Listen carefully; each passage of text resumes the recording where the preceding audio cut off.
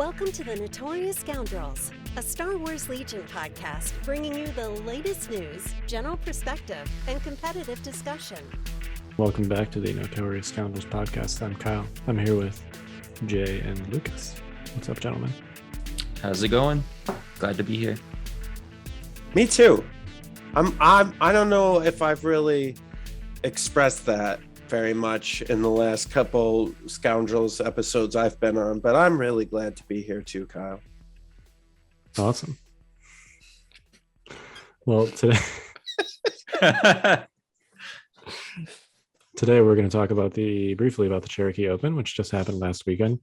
Now, we've been kind of spoiled with tournaments recently. It's been like a rapid fire LVO and then Canto Bite and now Cherokee Open, and then soon, I guess we've got maybe a month before Adepticon. Yep. So that'll be like a longer gap than we've had. A whole month tournament? What is this? Yeah, outrageous. So we're going to talk about the Cherokee Open, and then we're going to talk a little bit about activation count. Because it seems like some lower activation lists have been succeeding recently, and we're going to sort of delve into why, and then just also do sort of some 101 basics about, what is a good activation count, why are activations important, etc. So, all right, you got any housekeeping for us, Jay?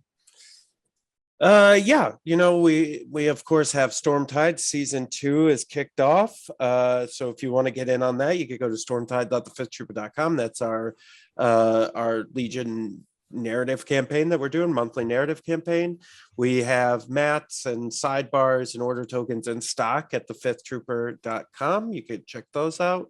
Of course, check out all our amazing blogs on our blog on thefifthtrooper.com from all the amazing writers we have. Evan Paul just put out a great article, and we got another one by the time you guys hear this. Timbo would have had the Cherokee Open top 8 article out, so you guys can check that out. And then if you like any of the writing or the podcast, you can always support us on Patreon. That helps us keep all that going, and so we really appreciate that. And then if you're going to Adepticon, we will be there. We're going to have a booth at Adepticon. You'll find us. I don't know if I'm allowed to say what booth we are at yet, but we will be at Adepticon. We're sponsoring all the Legion events, and we'll have a booth. I'm going to be there. Kyle's going to be there, and Bushfax and my wife Rachel's going to be working the booth. So if you liked the old Fifth Trooper podcast where Rachel was on it and you want to hear her rant to your face about how miserable she is when I travel for tournaments, you go ahead and talk to her while you buy stuff from her. But yeah, so we're gonna have a booth. We're gonna have minis, we're gonna have mats, we're gonna have order tokens, we're gonna have a lot of our laser cut tokens, event decks. We're gonna have all the good Fifth Trooper stuff at the tournament, at Adepticon for sale in our booth, which is gonna be great. So I'm really excited about that. I'm very excited for Adepticon. Yeah, it's gonna be amazing, and I seem to always be working at Adepticon, which is fine. It's good for the Fifth Trooper overall, but boy, do I want to play. After that Canto tournament, I was telling the guys here in our Discord server that I got the bug, and all I can think about is playing right now, and it's been a while since I've had the competitive bug, so here I am, and I'm itching, going, man, do you think I could make could I play Adepticon? And I'm like, no, don't do it, Jay. You got too much work to do. Yeah, ain't no rest for the wicked. No. Well, I think the next one after that is Atlantic City. So I'm there's that Rocky Top one that's happening in Tennessee. Right. Yeah. That Stabcast is doing Memorial Day weekend. I'm 95% sure I'm going to that one. Oh, awesome. So I'm really excited about that. I convinced the wife and kids that they want to go to Tennessee for Memorial Day weekend, and they agreed. So all right. Yeah, so I'm excited about that. And then I'll try and make ACO too. That's closer to my neck of the woods anyway. So yeah. Atlantic City isn't nice, but the tournament is great. Yeah. So no, Atlantic City is a cesspool. I had never been, and the food was a standout to me as something that was like uniquely bad. Anyway, this is not No San Diego. no, definitely not. There was no San Diego, that's for sure. All right. Well, we are not here to talk about Atlantic City or San Diego. We're going to talk about the Cherokee Open, which was held in Tennessee, I think. North Carolina. Yeah, Okay. North Carolina, I think. Okay. All right. Stabcast guys, I apologize if I messed that up. But yeah. So there were actually 46 players, which is a pretty good turnout. Yep. Very good turnout, actually. And we got a top 8 here. You can check out the article if you want to read the entire thing. I guess you could have Google read it to you or something. Yeah. The Google bot. Yeah. Good. But we're just gonna quickly hit some highlights here. There was one of each faction represented in the top 8. And 5 of those were droids. Yeah, I would say, coming off of Kanto and some of the and LVO and some of the tournaments we've seen, but especially being at Kanto and playing, I was looking through these lists and I said to the guys before we started recording, I'm like, yeah, none of this is surprising. This is all, I think that many droids in the top 8, a little surprising, but everything else I was like, yep, I saw very similar lists to these at Kanto. For all, in every, for every faction. So none of these were like, there's only one unit, and I'm sure you guys can guess which one it is. There's only one unit in all these lists where I was like, what? Which one do you think that is, Lucas? The land speeder. No. What, you expected to see the land speeder? Yeah. I'm gonna go with Mr. Cad Bane. Yeah, I was Cad. The land speeder with Han and what's his name there, Lando is actually kind of good. I've never seen a land speeder on the table in ages, so it's good to see it around. Yeah. And maybe because they had the best heavies list at Kanto, like they had those special categories, so there was a lot of heavies at Kanto. So I saw a lot of land speeders. There was at least 4 or 5. So, but no, Cad Bane, and then for God's sakes, I think he got second place with that list. So that was the most surprising thing to me. Yeah, that was Preston Bitzer, aka Zodiac from the Discord. Mm-hmm. He did have Cad Bane, but he also had a super tactical droid, Yeah. a bunch of B1s, some Magna Guard, and 2 Dwarf Spider droids with ions. So it's not like, yes, the list had Cad Bane in it, but I don't know that I would describe that as like a off-meta list. Yeah, it's basically like the good stuff CIS list. You just like swap out a Magna for Cad Bane and a few heavies. Yeah, right. It's the spiders, B1s, one of the super tactical droids, and then mix and match the rest of it and to get your flavor of list. But yeah. And really, if we want to be realistic, he just took the regular super tactical droid. So really what's carrying that list is most likely the spiders, which we all thought that was going to happen, right? Yep. Those things are friggin' awful. Well, they're just so good, and in a meta where droids are so popular, having spiders, right, just destroys the when you get the mirror matchup. Although I guess he did lose to a separatist list that had no spiders in it, going with the triple staps in first place. Well, that'll do it. Staps are also good. Yeah. Well, and then because you got enough that they can flank and get behind them, right, and cause trouble from behind while the rest of your army's moving up. That makes sense to me. And that was Richard Lavery. I apologize if I mispronounced your name just now. Please let me know one way or another. Congrats on winning the Cherokee Open. Yep. Just to get that full list, that was cracking with some upgrades, including aggressive tactics and endurance. Some B1s with an extra battle droid, some E5C B1s, some B1 rockets, 2 Magnas with the Electro Whip, not the rocket, and then 3 stabs. So I don't do well with lists like this. Like Kyle, I think we've talked about this in the past. Like uniformity in how you build your list, and like, okay, I have triple of this weapon, right? Or I have at least. So when there's lists where like you've got multiple different heavy weapons and stuff, I wonder, I mean, obviously he did well with it, which is great. But for me, it's always like, you okay? You okay, Kyle? That was good. Kyle, is everything? I'd actually like to lead into our hobby segment by talking about the texture paint application tool. No, yeah, I was just fiddling with it and I dropped it. But yeah, I mean, I don't know, like is that the most optimized? I mean, I can't really say too much, right? The dude won, so he came out on top, but not to sound like Kyle, but that doesn't seem very optimal as far as multiple heavies, right? Well, I'm surprised you're saying this, Mr. Highlander, talking about, Oh, well, listen, Highlander was always for fun, not to win. So fair enough. Yeah. I think it's pretty good. I mean, at the end of the day, lists with staps in them, particularly triple staps, are kind of mostly about the staps, right? You run objectives that favor the staps. And then you just kind of like force your opponent to respond to them. My favorite version of staps is Maul with staps.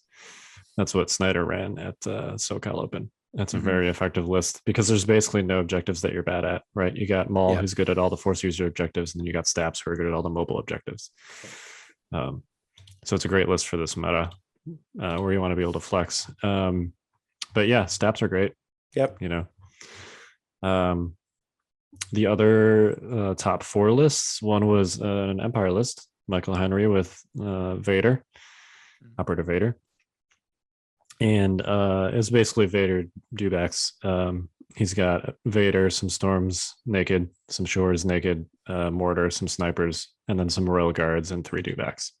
Not some. One storm, one shore, one. Yeah, sorry. Yeah. Well, some. There's 4 models in each of those units. Yeah. Yeah. It seems like the pretty standard Empire melee skew, but went with 11 activation. So 1 IRG instead of 2 to get a little more activation count. Yep. It's brutal. I mean, dewbacks the dewbacks get there super fast, and then once you're done dealing with the dewbacks, you got Operative Vader in your face. Yeah. So and that's that thing where like similar to some other lists, but like dewbacks are really hard to kill to begin with.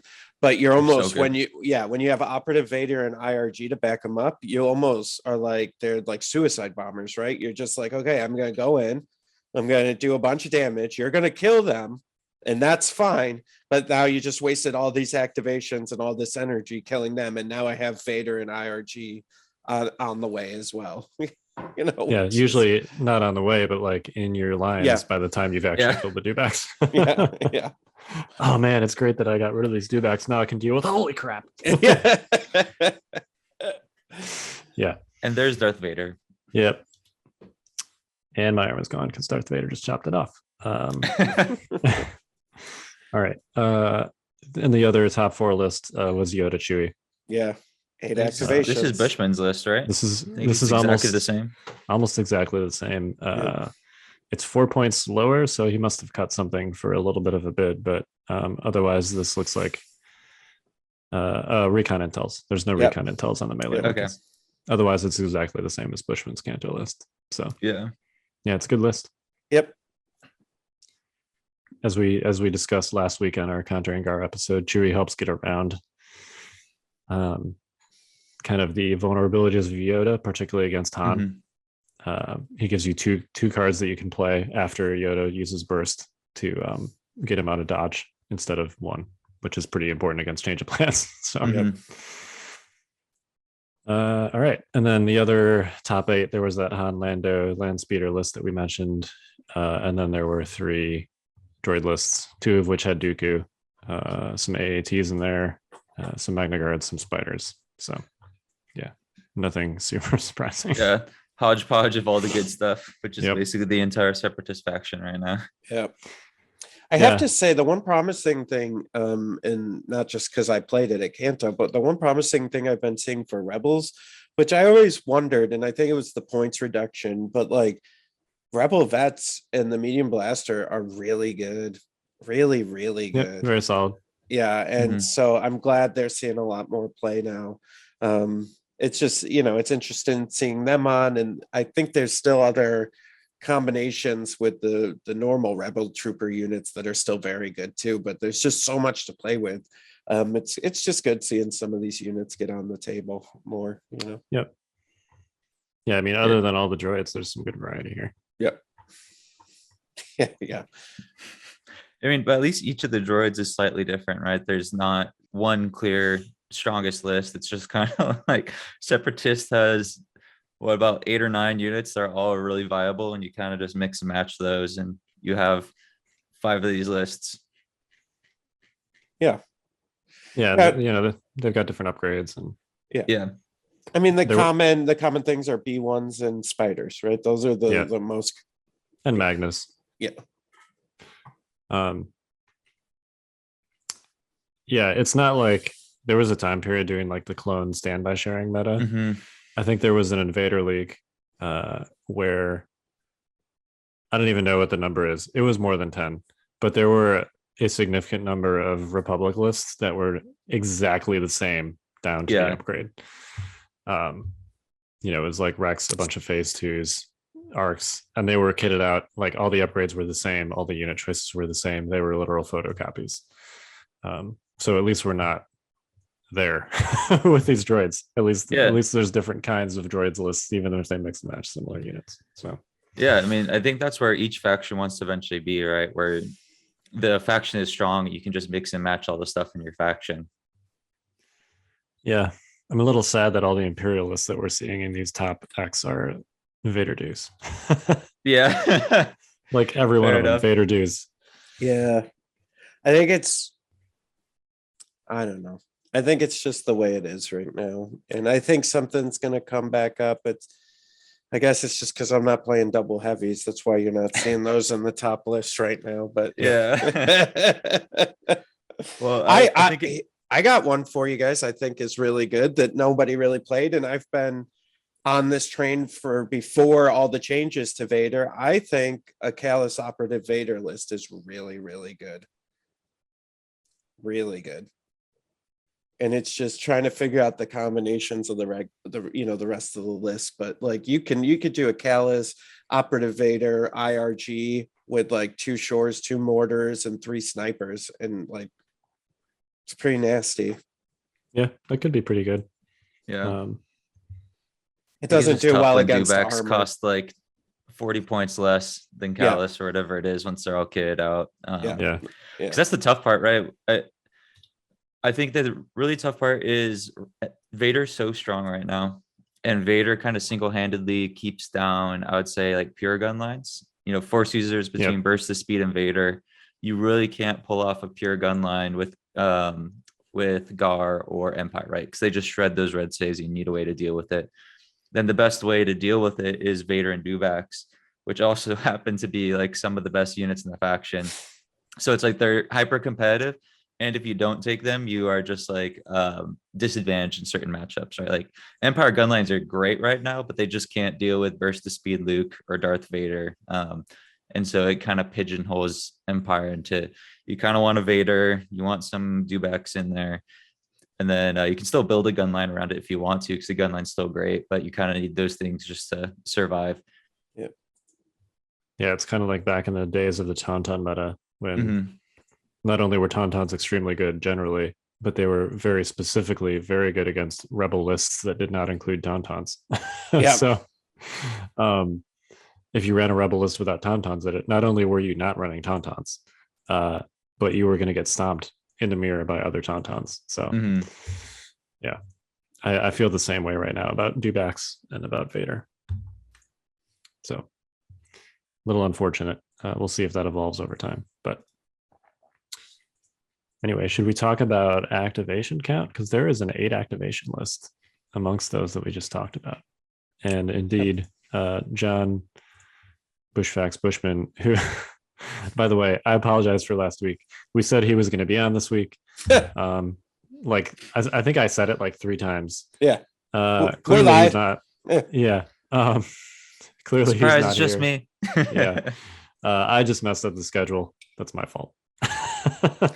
I think it's all our fault because I didn't correct you, but to be fair, I didn't know either. I was like, hey, next week. That sounds good. Who Anyway. says it's true? Yeah. All right. Right. What do they say? If it's not in the Republic archives, then it doesn't exist. Yeah. He will be on eventually. But Maybe. not this week. All right. Anyway, yes, he had a 8 activation list that he won Canto Bite with. Yeah. So, which was a 50-ish odd person tournament also. Yep. So, yeah, clearly you can succeed with an 8 activation list. Are we? Yeah. Are the days over where 10 activations is like, the base level that you should be shooting for? I think don't it's think still so. 10x. Yeah, I agree. I think it's very unique, right? That army has uniquely Yoda, who does a lot of things of getting extra value of the activations you have between him being able to share dodges, giving other people extra actions. And so I think that army is uniquely positioned to do that. Because we're not seeing any Empire lists that are going under 10 activations. I think there was one separatist list at Cherokee that did, but it had like Dooku and some other things. Dooku in a tank, right? So some other expensive stuff. But I still think, we're seeing almost everything is still at that 10 activation mark right now, which is kind of interesting, right? I feel like in the past, there was always variation between kind of 10 and 11. But I feel like right now it's more 10 activation list than ever before, besides, the one exception, which is the Yoda list. Yeah, I think what we're going to see less of now, frankly, is those like 12 or 13 activation lists, right? I think those might be where those were kind of really popular for a while. I think those are going the way of the dodo for a little while until something changes that, right? I think 10 is going to be your average and what you're going to see most of the time. I think the 8 is an outlier, and I think it's a really tough. 8 is tough activations. You need to be really good, and you really can't make a ton of mistakes, because you make 1 or 2 mistakes, and now you're down even more activations, right? And it really starts to snowball. But I don't know. I think playing 2 Yoda low activation at Kanto, one being the Saber Padme Yoda, and then the other one being the Yoda Chewie. Yoda can definitely carry the list. Like the one I won against the Saber, but I lost against the Yoda Chewie. And Yoda just didn't really do a ton of work in the Saber one, right? He ended up going down quick. And then in the Chewie Yoda one, he ended up doing most of the work and not going down quick, and I couldn't get rid of him. And so he's really a 50-50 card. And if you're relying on him to save the game, I think you're just flipping a coin sometimes. That's been my kind of, I think you gotta be real careful and you gotta be real good with them. But when it comes down, if you're like, oh, Yoda's gonna pull me out of this, it's not always something you can count on. It's not something you can count on, but it's also not something most units could even do. Yeah. Right? Like, you can be like, all right, I need Yoda to carry this game. And then Yoda can like actually do that.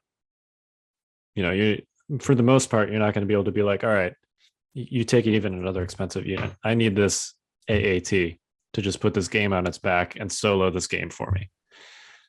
Like, you might be able to contribute with it consistently, but an AAT is not going to just like single-handedly for 6 turns win the game for you like Yoda potentially can. Yeah. Or like Jedi Luke or Palpatine can.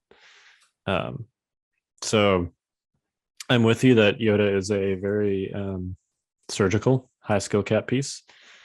But I also think the reason that an 8 activation list can succeed is, like you guys have already said, I think it's unique to Yoda, and I think that's because of how many tools he brings and how he can transfer actions to other units, how his command cards are so good at giving other units actions, how you can use standbys. Standbys are a huge piece of it. We can get into here in a minute, like why activations generally are important. But standbys kind of get around one of the primary disadvantages of having a low activation list, which is your opponent doing things after you're done doing things, right? I think there's another Republic list that can do 9 activations, and I think that's Anakin Padme. I've been running that list both with Wookiees and with the clone gun line, and it's really good. It's a very solid list, but you're still leaning very heavily on standbys to kind of like round out the tail end of your turn. And I would not run a 8 or 9 activation list in any other context besides Yoda or Anakin Padme, personally. Yeah. I think also just GAR as a faction too is kind of built for that, right? That was kind of their design philosophy, right? They're able to spread actions farther between units, share tokens, etc. with the exemplar. So I do think it's something unique to GAR and also intentional, right? That they can play lower activations as, you know, the elite faction. Yeah, and this was what they were originally supposed to be, right? Like when they first came out, right, based on the points and everything we saw at the time, it was before Rex, the days of Rex, right? It was supposed to be like a really strong 8 activation list army, right? That's where you were gonna get strong 8 activations. That's what we always thought.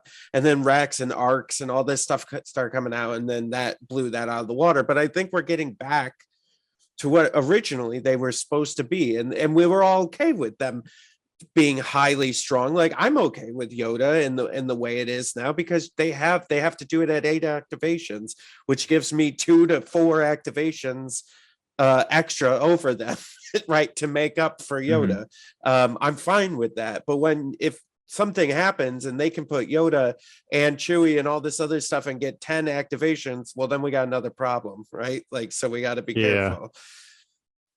It's a really fine line, right? Because I think it's pretty clear that some stuff in Republic is overcosted, particularly the clone stuff. Yeah. But if you make all that stuff cheaper, do you just make Yoda lists better and it doesn't actually change what Republic players run? They just run more Yoda with more cheaper stuff. Yeah. Yeah. Anyway, we're not that's a little bit outside the scope of this discussion, but yeah, I'm with you, Jay. I think that felt like how they were originally supposed to feel, and now we're kind of there where you can use power pieces like that and token sharing to make up for that difference. But yeah, I think the TLDR, to round out this part of the discussion, for the question of, and this was actually like a listener question, I think, comments on one of our YouTube or something, but are we in a meta where you can take 8 or 9 activations and be competitive in a long form 6+ round tournament? And I think the short answer is no, it's just Yoda. Yeah, agree. And unless you're running Yoda or Anakin Padme, you should still probably be shooting for 10. And even with them, I want to make it very clear to everyone, these lists are not, they're high skill cap lists. Like, they're not easy to run. And in my experience playing against them, like, for me, as someone playing 10 activations, especially if you're playing against snipers, right? Like, especially if you're playing against Rebel or Imperial snipers, if you're going to go with 8 activations, you're going to have to minimize any mistakes. Like, you're going to have to really shorten that list of mistakes that you're going to make during the game. And I think that becomes more difficult the more rounds there are. So if you're, when you get to round 3 or 4, or even to day 2, and like the wear and tear of a tournament starts happening, like, you need to know that list and be really focused, and either to be successful for that, because I think that can get to you as well. And someone rolls in with a 10 to 12 activation list, and I could just do a whole bunch of stuff after you're done. And if you're not really thinking through everything and making all the right choices, and I'm able to capitalize on that, well, you're going to start spiraling real quick with a low activation list like that. So let's flip things around a little bit real quick. And you mentioned, Jay, talking about how 12, 13 activation lists are kind of, they used to be popular. Now they're kind of fading out. It's definitely possible with most factions to run like a 12, 13, even 14 activation list. Why is that bad? I think the biggest change was turn 0 for those armies. A lot of the high activation lists were typically getting those activations to skew into a certain strategy. For example, that the notorious one was the 13 activation steps. And the reason why they went to 13 activations is to try and do objectives like bombing run, force it in, and basically that list, if you got bombing run, it was almost 100% win. So what's that? You have 4 objectives. So 1 out of 4 games is an automatic win. It's still a good army. Now that you can't force objectives like that, I think it brought down skewing, the value of skewing, because for example, at 13 activation stat, but now it doesn't have that, 1 out of 4 games automatic win. And it was still a good list in other games, but it somewhat relied on having those auto wins a bit. And I would say in addition, and this kind of same, like in line with what Lucas is saying and just maybe adding on to it, but the number of cards and then the red blue change shift the dynamic of how the game plays. So now what I need to do is, instead of worrying about a bid, or, we worry about it a little bit, but not as much as we were, you're putting more valuation in every unit now, because you don't really know where you're going to land as far as the battle deck is concerned. You're hoping for yours, and most of the time you'll get yours, but if you're vying for blue, but you're still not sure what you're going to be up against, and whether, even if you brought the battle deck, if you truly are the stronger list at that battle deck, right? Like, that's still questionable, I think, with a lot of lists. There's some unique ones out there, like maybe bombing run and recover, right, are 2 of the ones that you're more guaranteed. But like, even then, it's not a guarantee anymore like it was. So I think people are bringing need more value in every unit to kind of have more of a Swiss Army knife rather than a gimmick. Yeah, I think when you're building an all comers list, which is what's popular right now, right? Because it turns 0.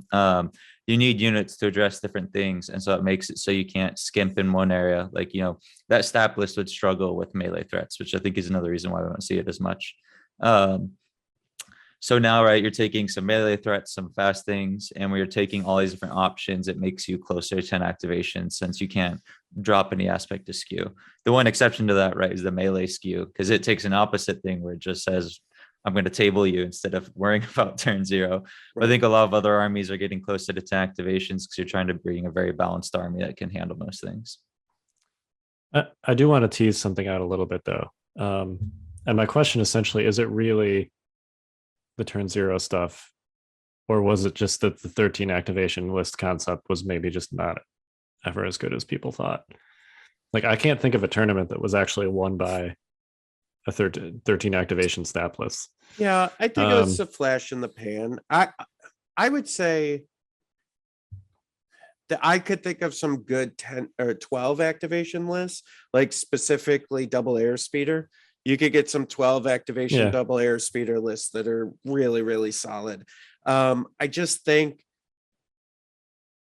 I wonder, because, meta is like the wind, and it shifts all the time. And frankly, I think a lot of it's our fault. But like, we start talking about stuff, and then people start doing it, right? Like, I'm seeing a lot of that double spider AAT list that I mentioned a couple of weeks ago on the cast, and so like, people obviously didn't listen when I said that it was bad and you shouldn't play it. Somebody in the comments goes, I don't understand, why is Kyle saying that's bad? And Bushman had to respond to, like, no, we're being sarcastic, it's really good.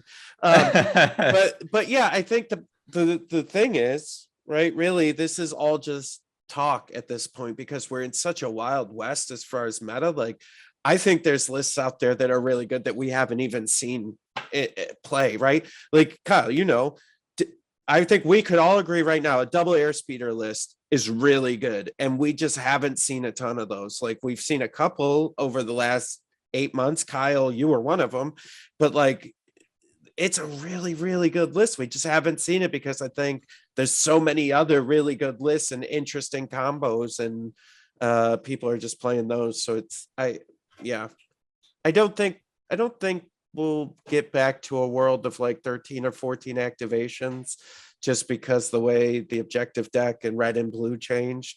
But I could see us hovering in the 10 to 12 area, and then you're going to see the 8 activation outliers, you know. Even 12. I mean, I guess my point is, like, you could always bring, for the history of the game, it was possible to bring like a 14 activation list. Yep.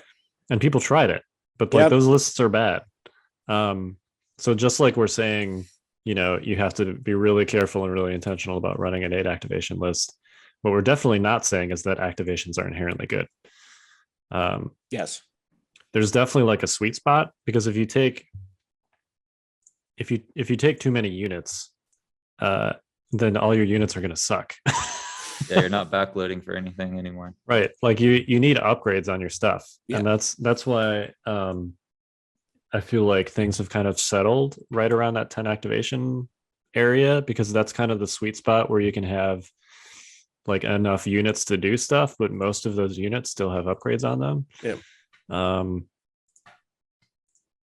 Clearly there are list concepts where you take like, your minimum 3 naked core troopers, and then you run some elite units and other slots with a bunch of upgrades. But generally speaking, like, you're not seeing lists with just a bunch of naked unupgraded units in them. And if you are, they're not succeeding. Yeah, I guess the only time and reason you're seeing those, right, is the only time you see naked anything anymore is because they've got 3 Wookiees, or they've got 2 heavies, or they've got something else that's really, really powerful that makes up for that, right? Where before it was like there was a brief moment, mostly in Invader League, where it was like, okay, how many activations can I just overload people with activation count, right? But even the 13 activation stat list, that was kind of uniquely a droid thing, because even in that one, all of the B1s still had heavy weapon upgrades. Yep. They still had things like HQ uplinks and link targeting arrays. You still had aggressive tactics. So yeah, I think even during that time, outside of triple steps and double airspeeder, most lists are still staying around that 10-11 activation mark. Yeah, it seems like it's just kind of the natural, it's not a requirement, but it's like a natural sweet spot where you've taken enough units to do stuff, and those units have enough upgrades to actually do the things that you want them to do, and like attack other units properly. Yeah, and it's odd, right? Like I don't know, the heck with it. I'll give them credit, I guess, for this, but I think there's some credit due to the balance of the game, that somehow all factions, minus outliers here and there, but all factions can come to 10 activations for 800 points. Right, and be reasonable on the board. I think that's a really solid design of the game, and it's a good balance. Yeah, Legion is in a great spot right now. All right, so let's real quickly, because we Yep. did build this as kind of a 101 section, talk about like why it's important to have activations. Yep. Perfect example. I'll use my examples. When I played with, I had 10 activations with Luke and Sabine and Leia. When I was playing these 2 Yoda 8 activation lists, I literally could just hold Luke and Sabine and just wait. And so your entire army goes when you have 8 activations, and now I have Luke and Sabine that can do whatever they want now. Now, standby is a thing with the clone armies, and that's tough to get around, especially with the saber tank, but you can get around it. And if I have 2 extra or 3 extra, whatever the number is, extra activations, I'm going to be able to dictate some of the game from there on out.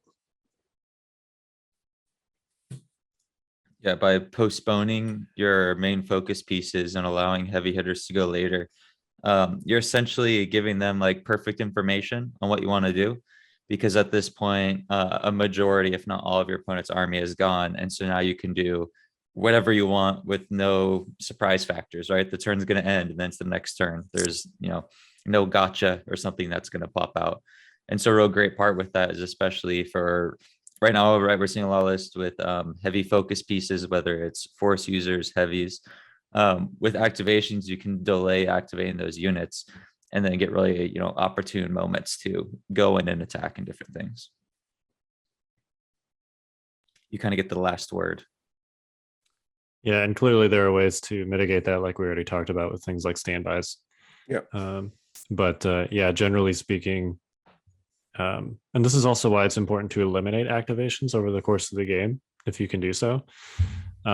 Like a lot of times, if I've got a target choice between a one-man unit and something else that's like a full unit, even if I'm shooting it with something that's like a powerful shot, like a full squad with a heavy, and I could maybe kill 2 to 3 or 4 models, maybe not 4. If I could kill 4 models in the other unit reliably, I'd probably shoot that one. But you know, if I had a choice to shoot like a full unit and kill 2 to 3 models, or just kill one guy reliably, like you kill the one guy. Because you want to take that off the table. It's one less guy that can score objectives. It's one less guy that can take actions, and it's one less token in the bag for your opponent to be able to wait with their important stuff at the end of the turn. Yeah, in that same vein, that's why it's super important to save your activations at the same time. If you can get a unit leader and just duck them behind a line of sight blocker and they just dodge standby the rest of the game, just them being that activation despite doing nothing else. And, you know, maybe they'll touch an objective at the end of the game. But it's really great to preserve those. So if you have one model left in a unit, I often will just completely hide it just for the activation, because the activation is more powerful and more valuable than, you know, their gun profile at that. Yeah, That point. one dude throwing one dice, probably. Yeah. Yeah. Yeah, even like strike teams who have, you know, generally very solid weapons, because the unit leader is the heavy weapon.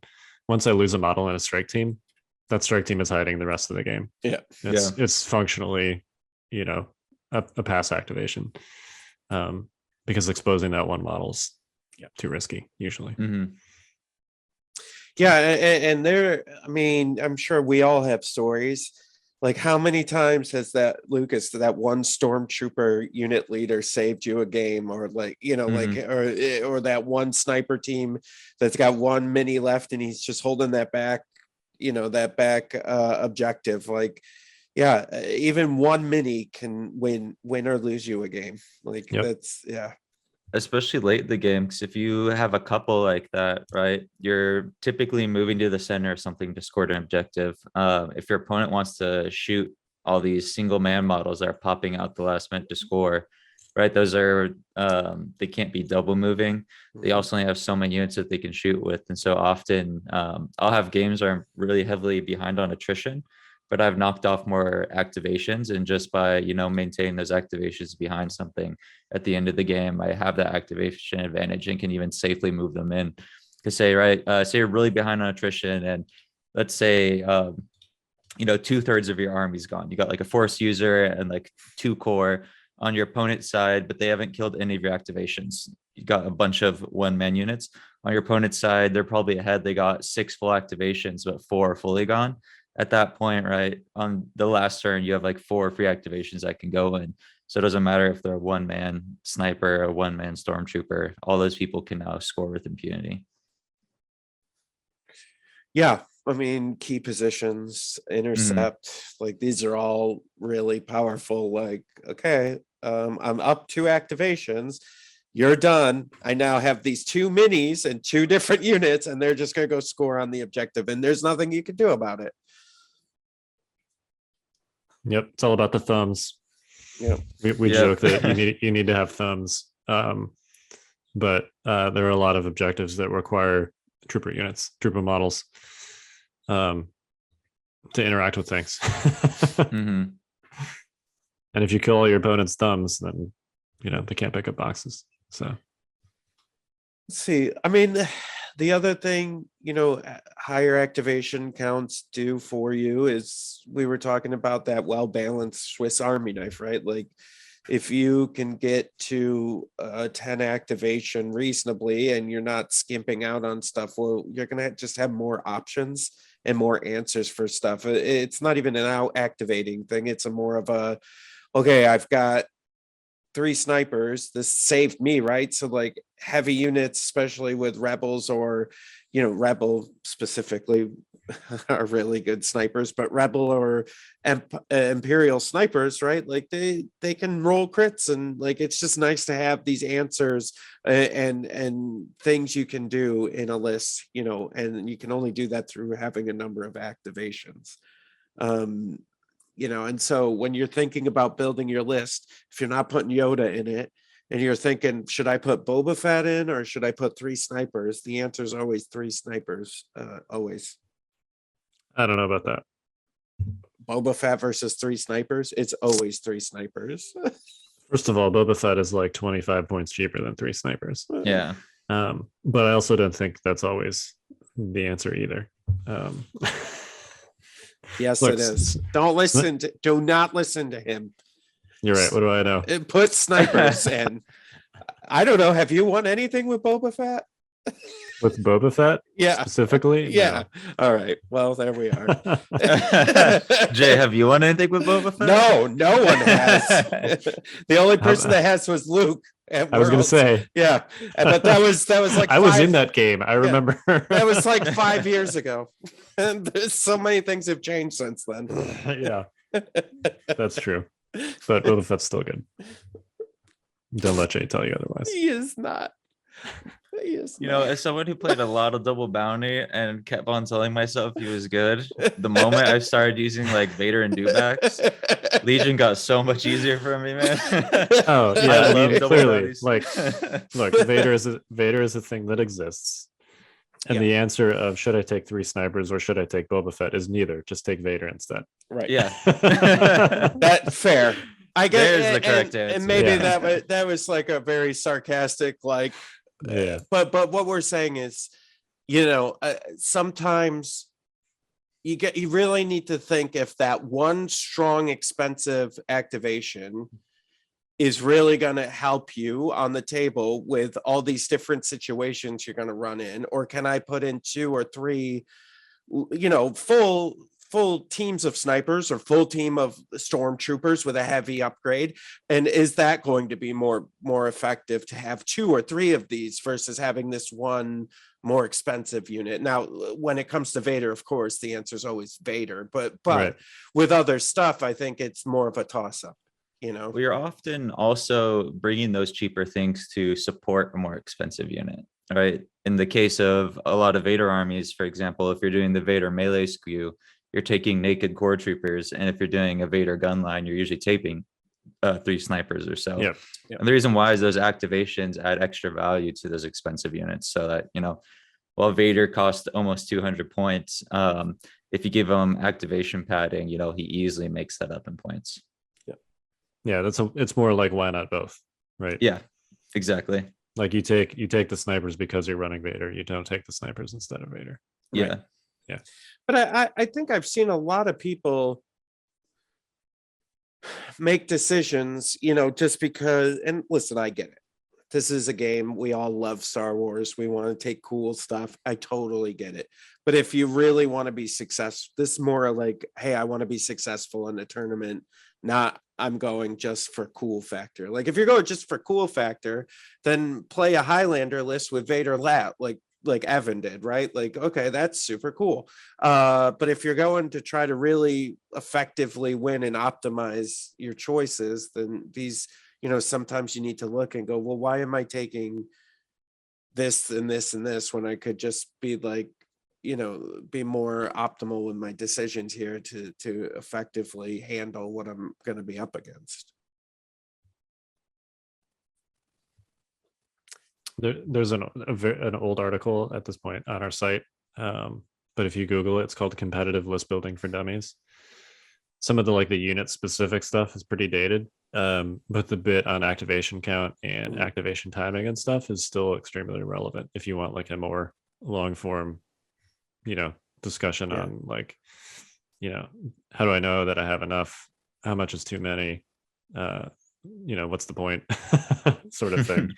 And just some general list building tips. That's a good article for that. I need to update that for 2022. I think I wrote that one in 2020.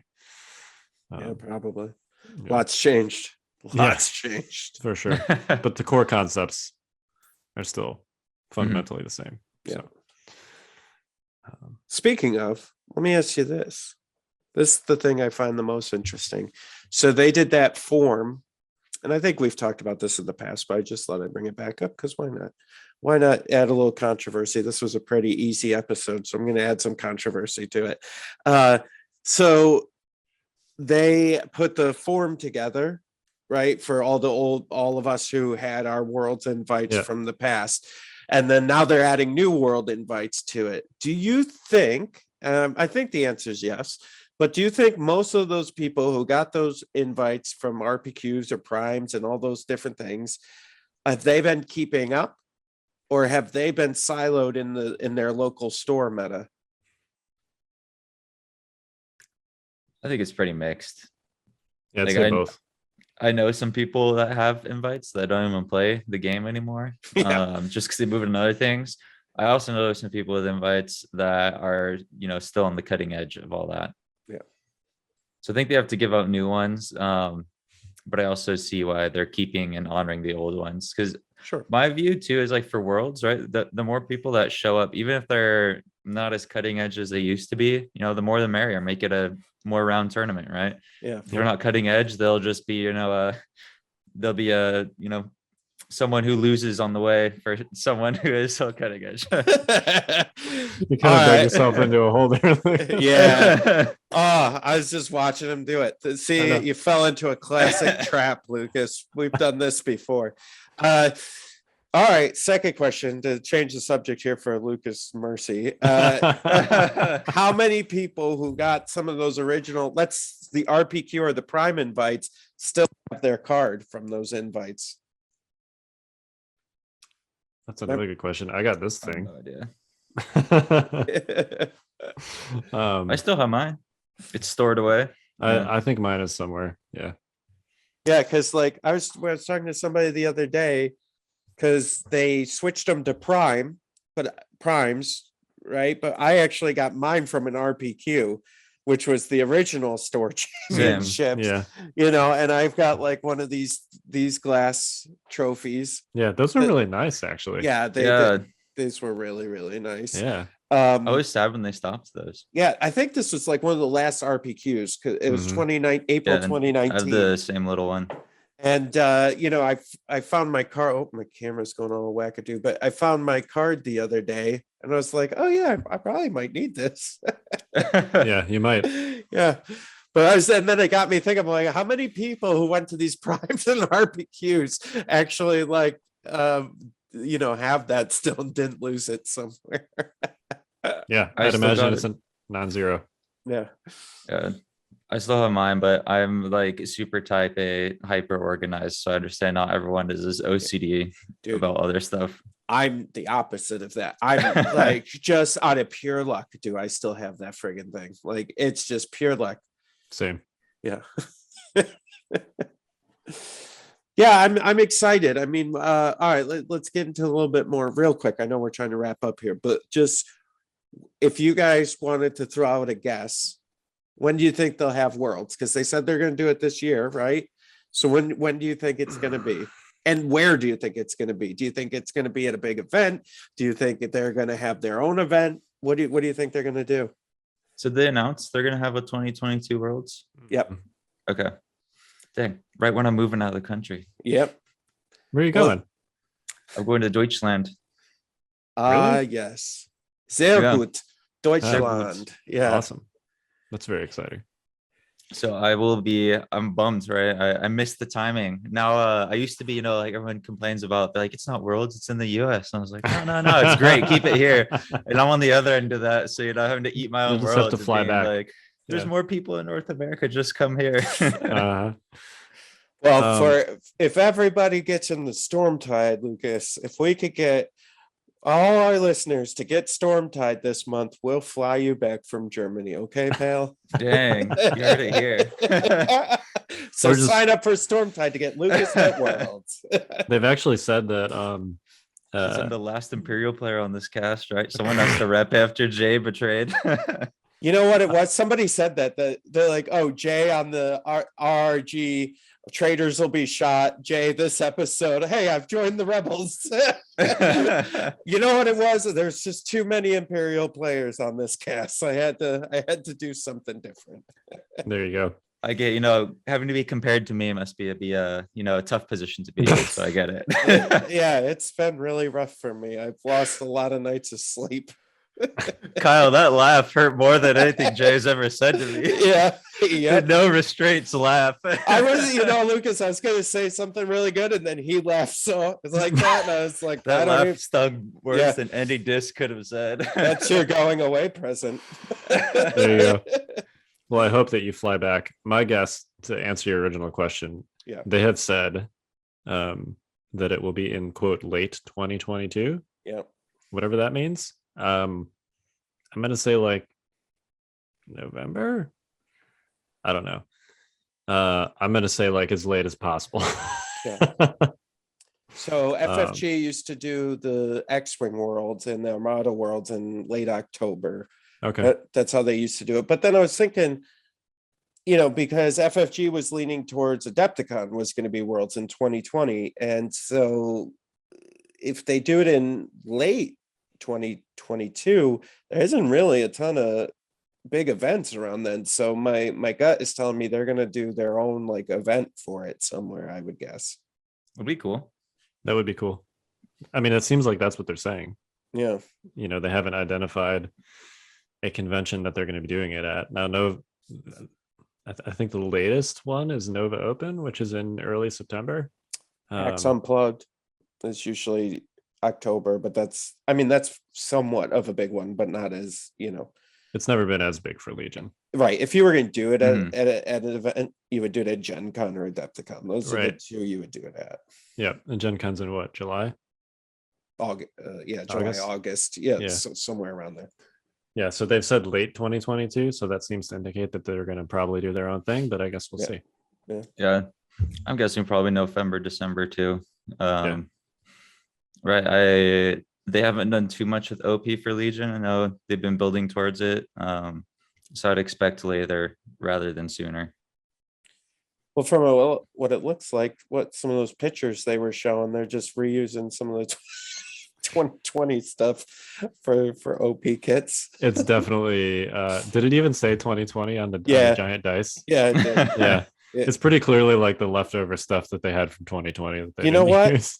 I'm But actually all right with that. I think so too. Like, what are they going to do? It was Throw cool it out? stuff. Like, I'd Yeah. rather they give that stuff out. Agreed. Yeah. I don't care what the year it's, I Put don't a little Sharpie on the 0 and put a 2 there. There you go. Yeah. No, I'm excited that like we're even getting official prize support again. So Agreed. Listen, I think there, with everything starting to open up and everything, changing, I think they, they're doing what they can, and they're getting the word out, and I don't think we could ask for much more than that. So it's exciting. Yeah, I'm very excited. The question is, am I going to play in Worlds? That's the real question. It's going to depend. Like if they have their own like event, like we think they're going to have, I'm playing. I'm not, I won't have to work or do anything else. But if it's at another tournament, the question, will I have to work or something, or stream or do something dumb? But I'd love to play. I do got that itch again. Same. I feel like my Legion career peaked when COVID kicked in. And I've had that little saltiness inside. I felt like I've never got to show my stuff. Yeah. And then SoCal came and I was like, I guess I'm not as good as I think I am. But at least I told myself, if Worlds would have happened, I would have done well. Listen, TTS doesn't always translate to in real life, pal. Oh, I'm very aware of that. I think you're gonna do great, Lucas, at the next tournament that you participate in. Have faith. I'm gonna do my best. Yeah. Well, I mean, All in right. the end, getting to play Legion and have fun in the end makes us all winners, right? Yeah, there you go. ugh. The real winners were the friends we made along the way. Exactly. No, Lucas, that's not how I'm judging you. I'm going to be judging you by your I'm just wins. saying that now because I keep on losing things I go to. Your pay will actually be linked to your competitive success. Yeah. From now on, everyone. Yeah. Hey. Except for me, because You know what? I haven't placed I'm anything, clear. but I'm clear of that. I'm still undefeated against TFT and staff. So even though I don't win anything, I still got that going for me. Well, hang on. We've never played. We've never Yeah. played either. I've played Timbo and John, and I got to win against either of them. So it Okay. still counts, right? I didn't say I've played everyone, but Okay. other sample size. Can't lose if you don't play, right? Exactly. Kyle and I currently, have an equal win-loss ratio against each other. All right.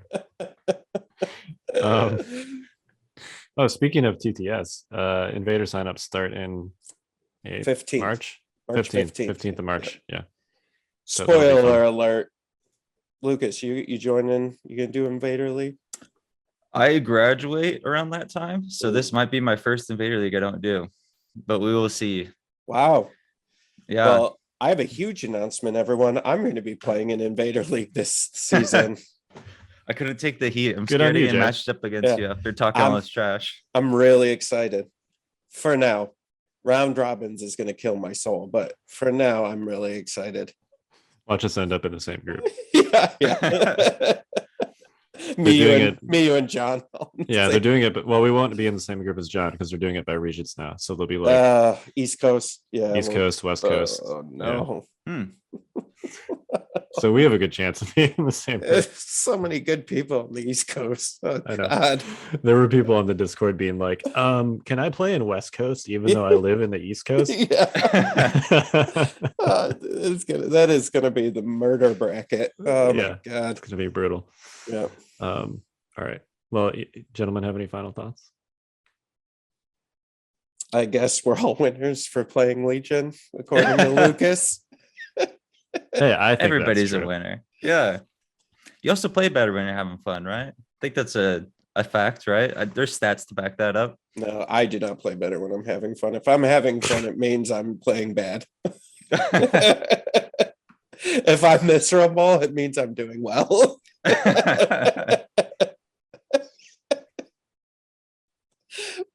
Just to let them know, if anybody sees me at a live tournament and I look pissed, just leave me alone because I'm actually winning.